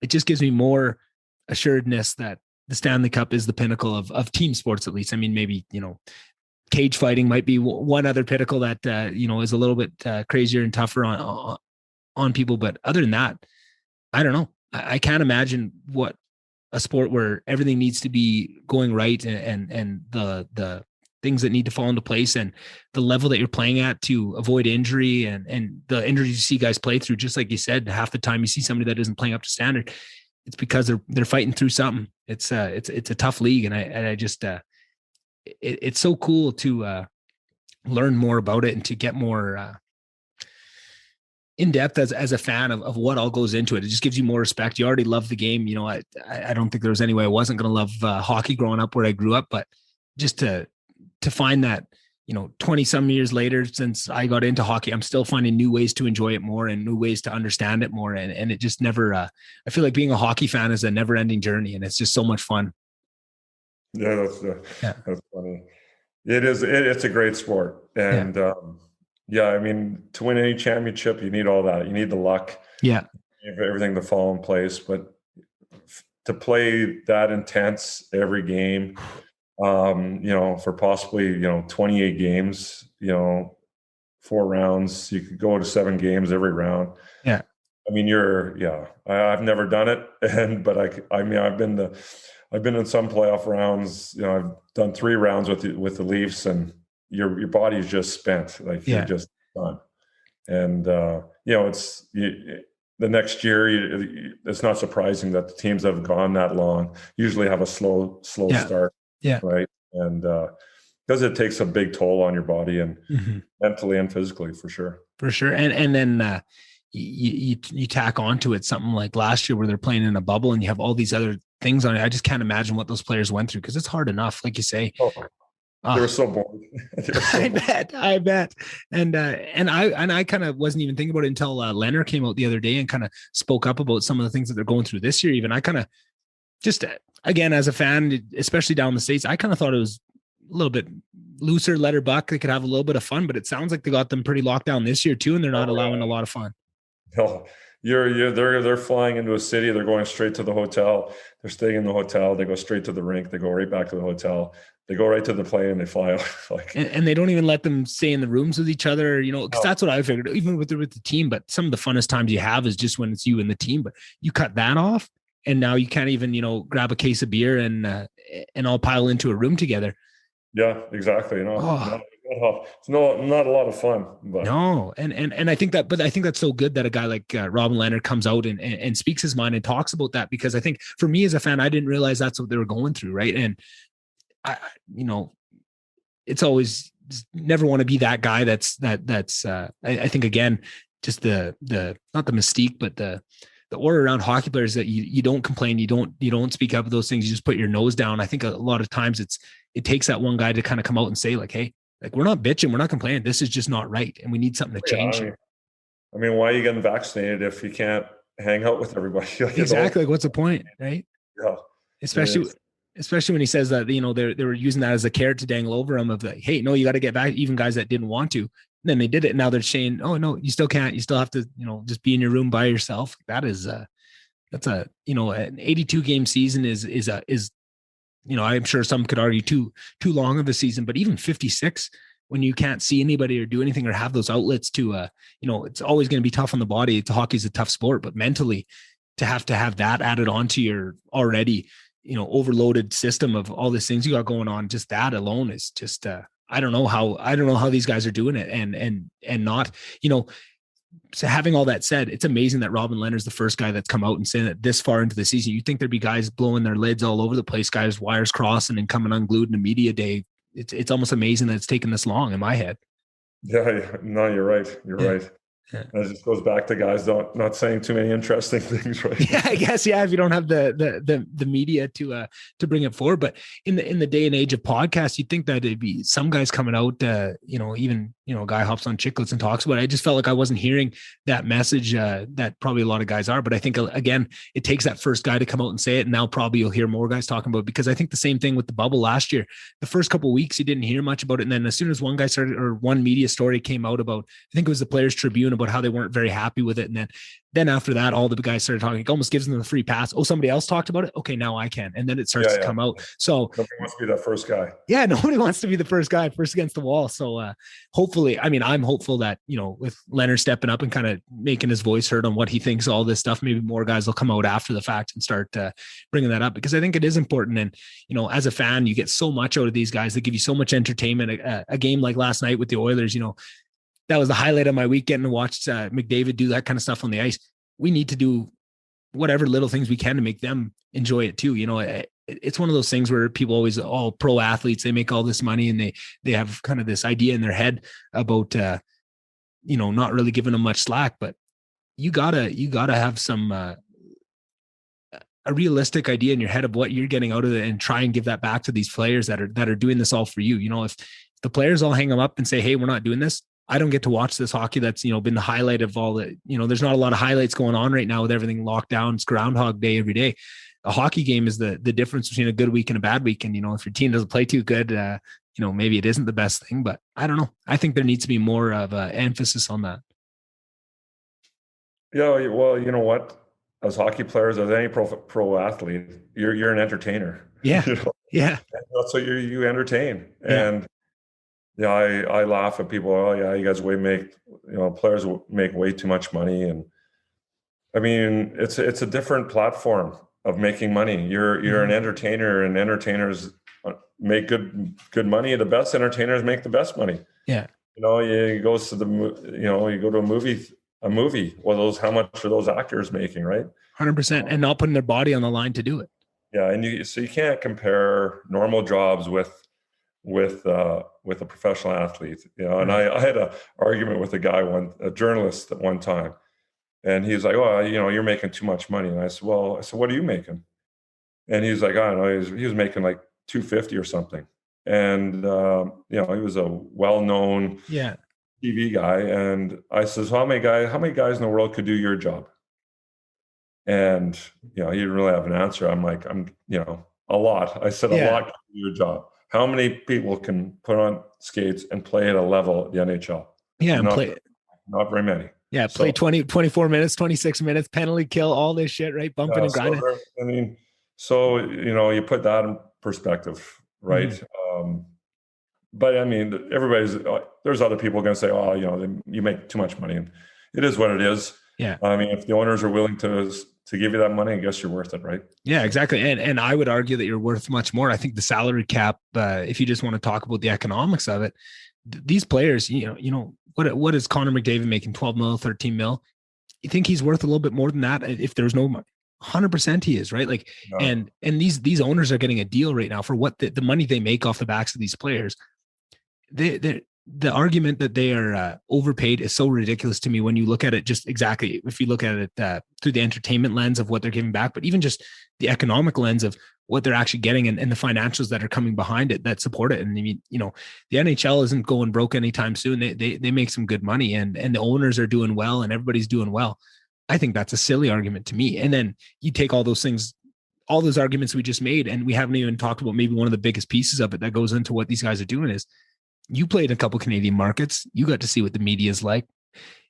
You can't put a dollar figure on the mental stress that playing under these lights and with that much pressure on you, and guys telling you make too much money, all that. Like, you can't put a dollar amount on what that's putting on these players, and you have to calculate that in with all the injuries and everything else. Like, that is one of the hardest things. And I'm kind of curious for yourself, of you played all over and you had, good years, bad years, you're probably had the gambit of it.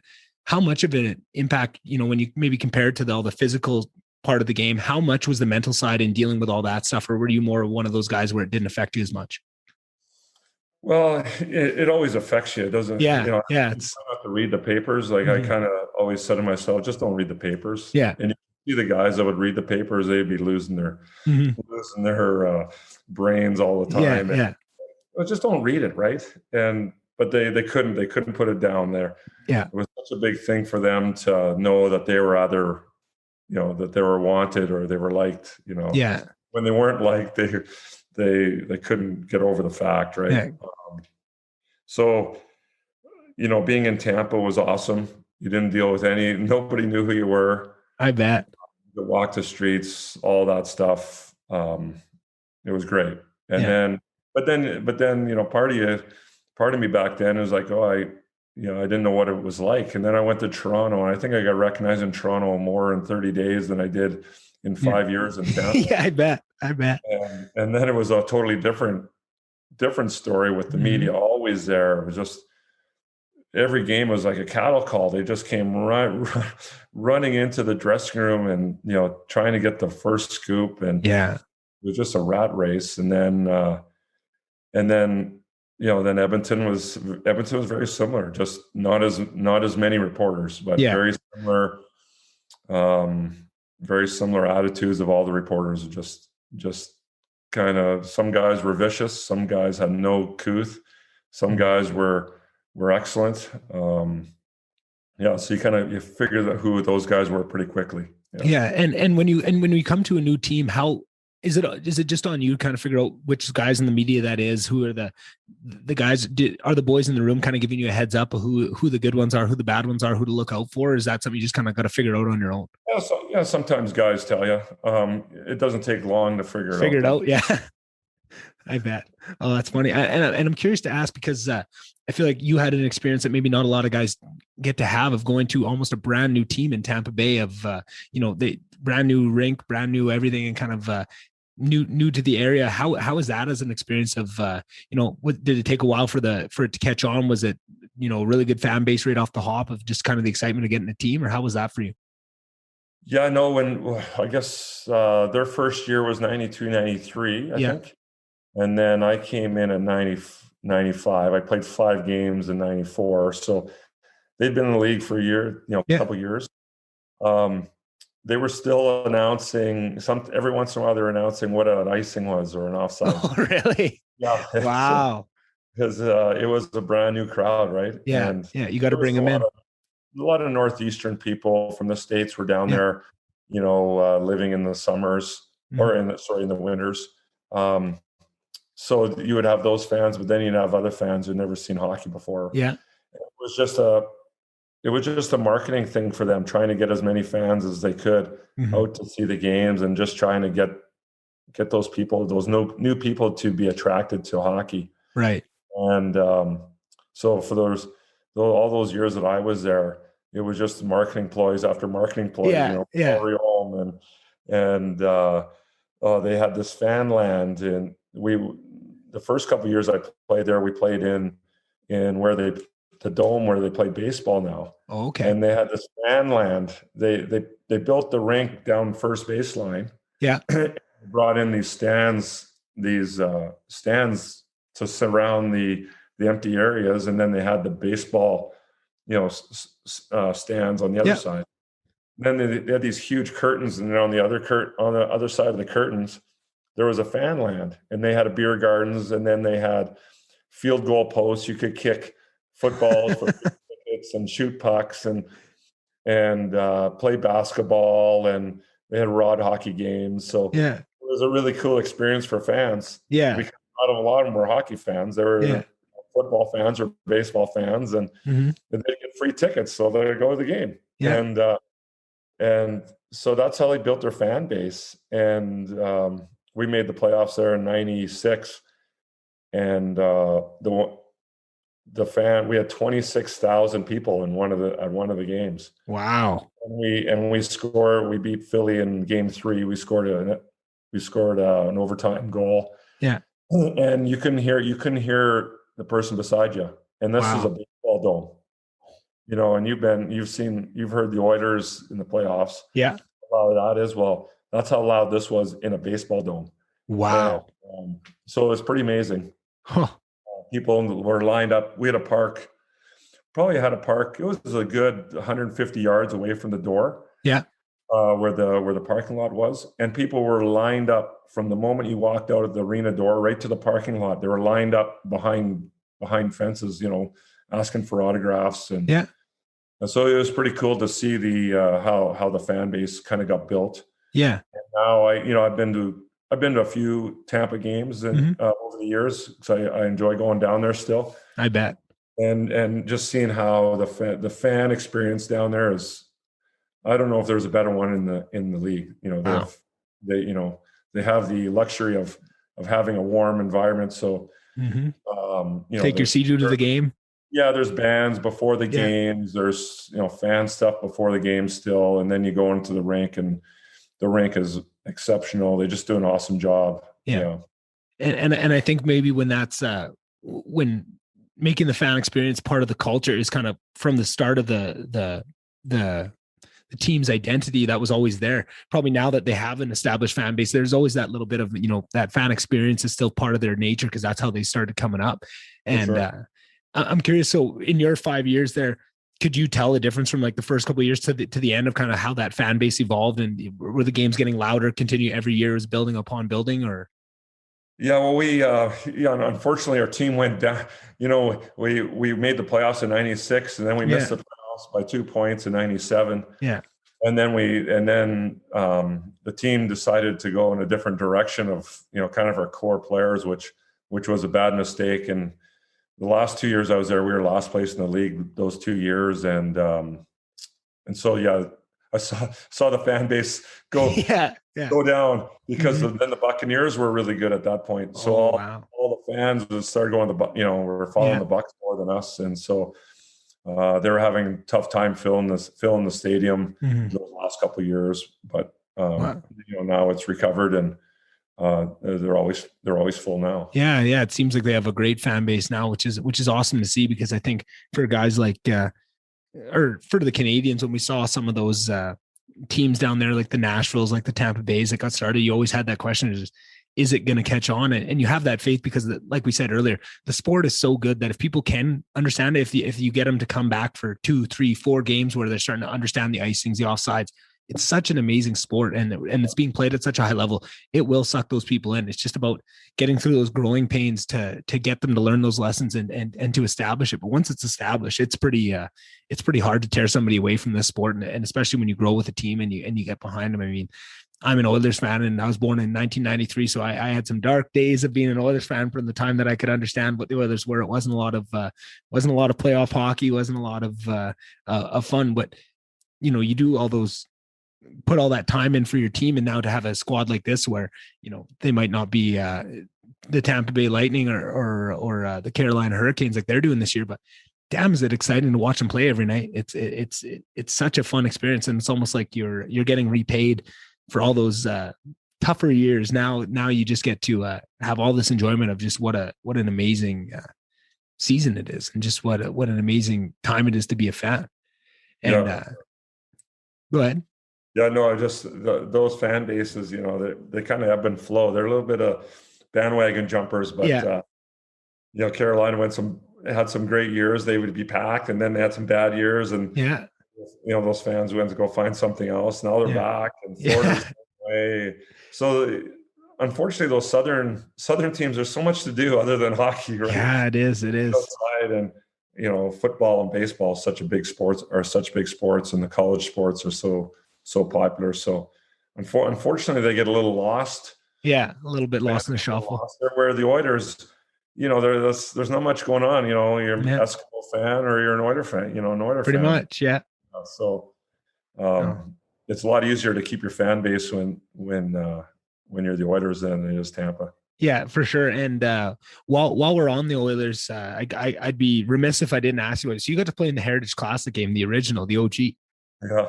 How cool was that? And it was cool, right? It was minus 30 cool. I know shit. Yeah, I know. My dad went to, and he was decked out in his full Skidoo gear and all that, and he still talks about that experience and what it was for the fans, especially. But for you to play, like, could you maybe just take me through that day? Like, what time did you guys play? Was it? How did it compare to a normal game? Because I mean, now they do. I don't know. Seems like they do like 10 of those games a year now, but at that time, that was next level, they're going to play a game outside. Like, are you for real? And I'm just curious because I'm sure they were figuring it out on the fly as well. And probably there was a bit of a couple hiccups in that, or was it pretty smooth? Well, I don't like being a player. You don't really realize the stuff that's going on behind the scenes. Right. But Right. I know as a player, there was people coming they were flying in from Toronto. My friends came in from Toronto. My friend flew in from Florida. All these people were flying in to come see the game. Yeah. So trying to organize tickets, and then we decided, okay, well, let's, how are we going to get everybody after the game? Well, let's, we booked off a little private restaurant downtown, downtown Edmonton, so everybody could meet there after the game. Because beautiful. I don't know how many people I had in town watching the game. Had to be 50 people. Yeah. So it was a huge deal. And I can't believe nobody got hurt that game because the ice was so bad. Yeah. Nobody caught an edge that I saw, other than at the very end when Montreal was congratulating their goalie. Somebody caught an edge and wiped out really hard. But that was the only time a guy went down, but the ice was so bad. People don't realize how bad it was. Wow. Because it was so cold. It was just breaking apart everywhere. Yeah. Huge cracks in the ice everywhere. So it was really tough. It was really tough to play the game. And being so cold. I imagine. We had these gas heaters on the bench. Yeah. And you're enclosed because you got the plexiglass on both sides of your bench, and it was just suffocating. The gas heaters was making it hard to breathe. So needed some better ventilation. Your head just over the boards and try to take a deep breath, and then it was just a barrier of cold air. Yeah. Oh man. So it was a fine line between warm and cold, and unfortunately we lost. That was the only bad thing about it, that we lost the game. But I guess why it was so memorable, because it was so cold. If it would have been -5 and we played, probably wouldn't have been as memorable. But and the next day I think it was -5. Yeah, I know. Just the timing. Hey, it's perfect. And I think they played an alumni game after. I think it was after your guys' game. Hey, not before. It was before the game. It was before the game. Oh, I wondered. I would have thought they would have done the other way with the ice problems. It probably they took up all the good ice, ripped it up for you guys, and then let you have the dusty remains there. That's right. Yeah. Well, I know people had won. A lot of people left for our game because they just wanted to see the old timers. Yeah, see Gretzky and all those guys, and they all left. Yeah, and that's the thing. It's not a lot. You wouldn't guess that people would be ditching out on a hockey game in Alberta. We like our hockey, but temperatures like that, you got to do what you got to do. How was your buddy from Florida that came up? Did he have enough clothing to make her through, or what? We made sure he was well dressed. Yeah. Well equipped. Okay, that's good. That's good. You're a good friend. It was my girlfriend, my wife now, but my girlfriend at the time, she wasn't dressed so well. No. She didn't even make it to the first period, I don't think. That's so funny. And at Commonwealth too, they're trying to get into the bathrooms and warming up in there. It's not easy there too. So I'm sure the fans are doing the same cucaracha to stay warm and cold in there. Oh, for sure they were. Oh man, that's awesome. But just what an experience. How many guys can say that they got to play in a game like that, and the fact that it was that cold? And I don't know if we've seen another one since then that it's been that cold and that real winter feel that we had at that first Heritage Classic. And one thing I always loved was on all the promotional materials and the t-shirts that they sold out after they put the score to the alumni game on it, so it made it look like the Oilers won it, and they didn't put your guys' score on. Yeah, I know. I noticed it a couple years later when they're selling the t-shirts. It said, I was like, man, I swear the Oilers lost that game, but that was the alumni score they put on there conveniently. That's hilarious. Yeah, I'm sure it's an interesting story. I ran into Joe Juno. I think it was the night before the game in Montreal. Joe was playing with Montreal, and we were chatting about the game.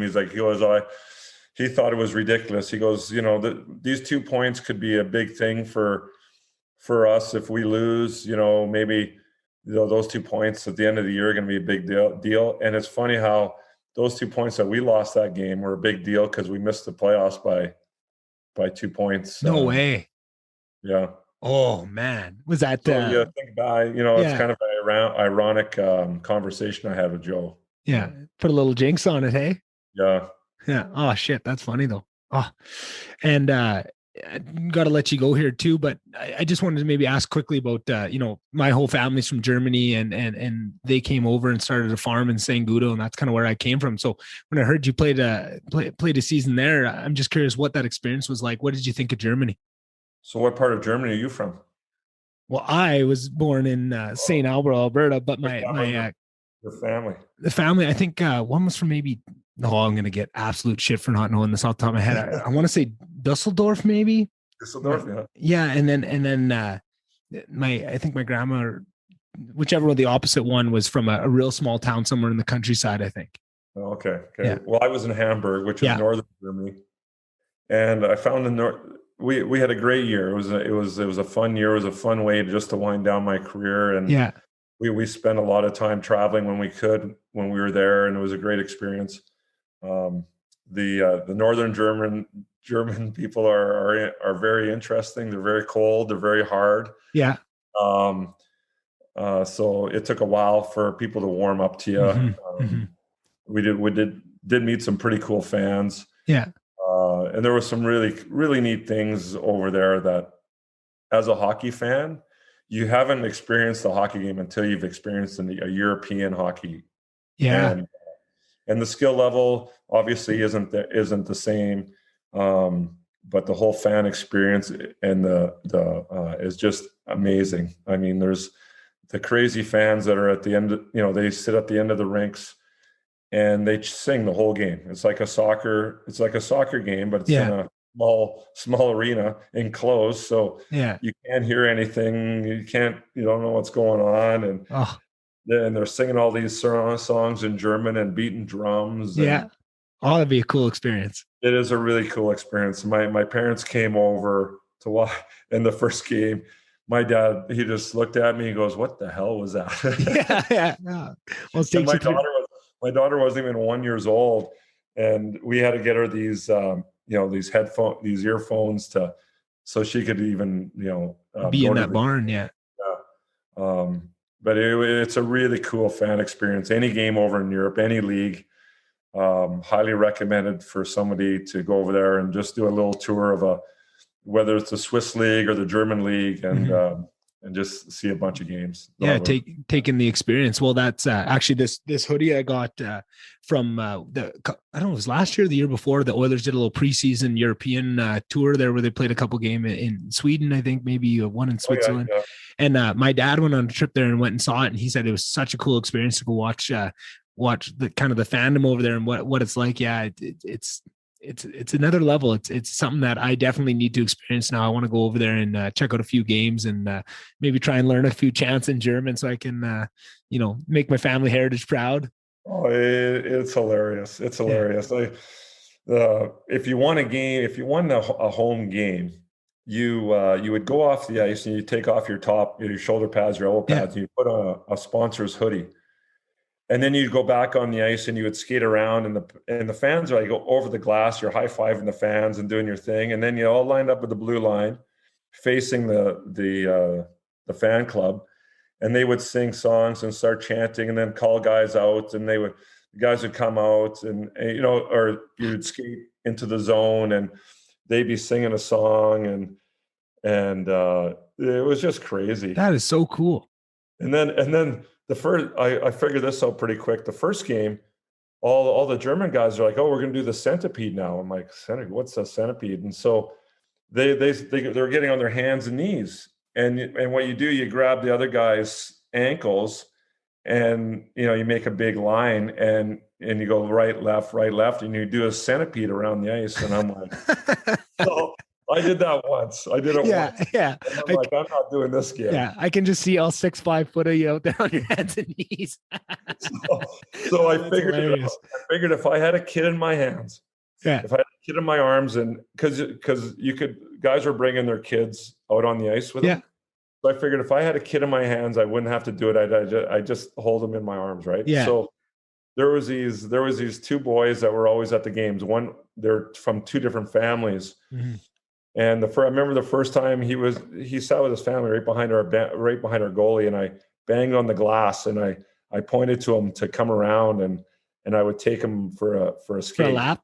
Yeah. And so So I did that, and of course it worked. I didn't have to do the centipede. Yeah. And then so he was my fan of choice, and he obviously loved it, and the mom and dad loved it. And there was another boy, I did it a couple of times, and then if my daughter was there, I'd take my daughter. Yeah. But I mean, those people, they were the nicest people. They would wait after the games for me. After all, we'd be eating, like they'd have a dinner for us after the game. So we'd be sometimes in there for 2 hours. Wow. After a game, having a few beer and eating, and we'd come out and those people would be standing there waiting. Wow. And you feel bad that you're making them wait this long, but they were just happy to wait and to say hi. Yeah. And then they gave me a really cool scrapbook at the end of the year with pictures of me and all the different guys on the team and their family. And it was a really cool experience. So one of those experiences you just don't get in the NHL. You don't get that interaction that you do there in Germany. So. Mm-hmm. And you probably had no idea that's what you were walking into when you went over there either, too. No, not a clue. Not a clue. Oh, that's awesome. That's and for that to be kind of your last year, and for that to be the transition out of hockey, is you almost can't even script a better way and a better experience to kind of to be that middle ground from the NHL and all that pressure and all that seriousness and the media to something like that, where it's just such a cool experience every night. I can't imagine a better way to plan it. It was a great way to end it for sure. Yeah. Oh, that's awesome. And before I let you go, I'm just curious, what did you think of the big ice? You know what? I had played in a few world championships. So, right. So you were pretty experienced with that at that point. Well, I had experience in that, right. And it was good for me. I was always a good passer, and so good vision. Extra second to make a play was beneficial when I was 36 years old and slowed down a little bit. So it was fun for me to play on the big ice because it was a little bit of an easier game. Oh, that's awesome. Oh, that's great. Great. Well, and anything I missed? I mean, I'm sure there's a million things I didn't even get to ask you about, but I'm sure we'll probably do this again at some point if I can twist your arm enough to get you back on. But anything big that we missed that we probably should have talked about? Any funny stories that you're itching to get out there? Stories, but yeah, I don't know. I don't know. We'll have to do it again. And hey, well, I'm all for that. That's awesome. Well, thanks once again for coming on. I really enjoyed this chat. It's always nice to talk to a good old Alberta boy about my favorite subject, hockey, and I had a ball. So thank you so much for coming on. I really enjoyed this. Yeah, no, it was a lot of fun. And if you're stuck for a guest or whatever, give me a shout. Try to hook it up. Well, hey, you're telling the wrong guy that, because I'll definitely take advantage of it. But if you don't mind, I definitely will. Well, I've got lots of time on my hands. So awesome. Hey, you don't know what you're walking yourself into right now. You're telling me the wrong things. I'll be having you on I'll change my number if it gets. Yeah, exactly. Yeah, I'll have you a twice a week podcast with Cory Cross. Oh God. All right. Thanks again, brother. I'll talk to you soon. Okay. Take care. All right. Thanks, guys. I hope you enjoyed that episode. Cory is just one hell of a guy, real down to earth, really funny, really fun to talk to. I really enjoyed, both on and off the podcast. Sorry. Just conversing with him. He's so down to earth. It's not like, talking to some superstar. It's just like talking to one of your buddies. He very well could be just another guy from Slave Lake, Alberta. And that's what's so fun about having these conversations. It drops that intimidation factor, and you just get to have a good old bullshit with the boys like a lot of us are probably used to, and I'm hoping that that's what it's going to be nice to listen to. So much thanks for Cory for coming on and doing that for me. I hope he got something out of it too, but you never want to assume that. You just want to assume that it's all for you. Just be selfish, and then if they get something out of it, it's just the cherry on top, the way I like to think about it. Bike for Breakfast, that is something I talked about in the intro. If you can support it, it's linked. You'll find it. All those things, following the Instagram, following the Twitter pages, subscribing on the YouTube channel. We got another episode up. We're working on the following one, episode 50, I believe it is. It's a giant video files, and we're trying to find ways to send it and to get that all rendered down to get back up on YouTube. But once we get that episode up, it should be 51, 52, 53. Those are all pretty basic video files, audio files. They should be a little bit faster to come up with and to get edited and back up on the YouTube page. So it should be catching up pretty soon, and I'm really excited about that. That means a lot to me. It's really, really been killing me to watch that YouTube page get so far behind. It's just a little bit outside of my expertise realm to do it myself, and don't have as much time to do it myself, and it's something I want to learn. But thank you so much to all those people that have been helping me. It's a big team effort. I've had people all over the place really, kicking a little bit of their time here and there, and some people more than others, to make sure that this podcast keeps moving forward and the progress isn't lost altogether. And just super thankful for them. Super thankful, just all over the place. Thankful to the Discover family for putting me in touch with Cory for this episode. All those other people that have gone the extra mile to find me these guests and to put me in contact and to give me guest ideas. That means a ton. All the messages you guys have been sending me, it really makes this rewarding, this whole process of doing this podcast. It's so much fun, guys. I can't tell you. There's these people that I never thought would have given me a chance ever. I know them very peripherally, and the time in my life that I knew them, I wasn't very proud of myself of who I was at that time, and I would hope that they would see who I am deep down, because I am very proud of that person. But sometimes just in the small slivers of yourself that you give to people at certain times, you're not super proud of yourself. And then to hear those people that you'd be kind of worried of what they would think of you come up and say, you know what, I haven't told you this, but I've been listening to your podcast for the last couple of months, and it really, I really appreciate what you're saying, and it really lines up, and we're a lot more similar than I ever thought, and those kind of things. Oh, that means the world to me. And I really appreciate you guys doing that. And it just really makes me thankful and makes me want to double down and make this even better for you guys and have bigger guests on and experiment and go down all these crazy routes I have in my head to make this what I see it as the full potential, like what it could be if it was to have my 100% time and effort put towards it, not just 100% of my passion, which is kind of currently what it is. It's 100% of my passion, but not 100% of my effort or what I can put towards it. So just working on that and bringing it to that point. One more thing, if you are in the Lloydminster area, Rohan Well Servicing, that is Cory's company. Please check them out. Any way that I can support the guests that come on this show and make it worthwhile for them, that's what really goes a long way and helps me get those bigger guests. So if by any means you do need some of those services, please check them out. I think the biggest thing that speaks for a company is the people within them. And if it's a guy like Cory that has that strong moral values and has done it all, has reached the top of the mountain in the sports world like he has, I can't speak enough to what that does for companies, and you can see it. Leadership means a lot, and I can speak for those qualities, at least in Cory, and you want to trust those things. So yeah, please go check that out. And I hope you guys have a great week. Sunshine and things are looking up. It's so nice to get outside and get a little bit of outdoor running in, a little bit of sunshine on your face, get that vitamin D, makes you feel good, makes me feel good. Let's all do that. Let's spread some positivity. Let's, when you see those people in the streets, give them that hello. Try and have that extra compassion for everybody, what everyone's going through. We know that this has been very trying times on a lot of people, and everybody has that story. Almost everyone you talk to lately has some sort of story of what they're going through, and just try and keep that in the forefront of your mind and do those things in your life that allows you to keep it in the forefront of your mind. If whether that's making sure you get your walk in that day, or if it's making sure you get your time snuggling your dog, or whatever it is that puts you in that position where you can have that compassion for those around you and give you that extra time to not jump down their throat and try and see things from where they're coming from. Try and do it. That's what makes the whole world go round. That's the glue that holds us all together. And there's a lot of forces trying to pull us apart right now. But all you can do is work for yourself and lead by example, and try and show the positivity and what an impact that can have. And if you've listened to this podcast for maybe more than 2 or 3 episodes, you'll have heard me hop on my soapbox and talk about the impact that positivity can have in so many ways, and how the dominoes fall after that, and just the feedback loop that becomes. Positivity breeds positivity. And if you can do that in your small circle, touch the people that you encounter every day and make them a little bit more positive, that will ripple out into their circles, and it just cascades from there. So love you guys. Tell the people you love them. Do it every day. It's not embarrassing. And I'll see you guys on the next one. Bye.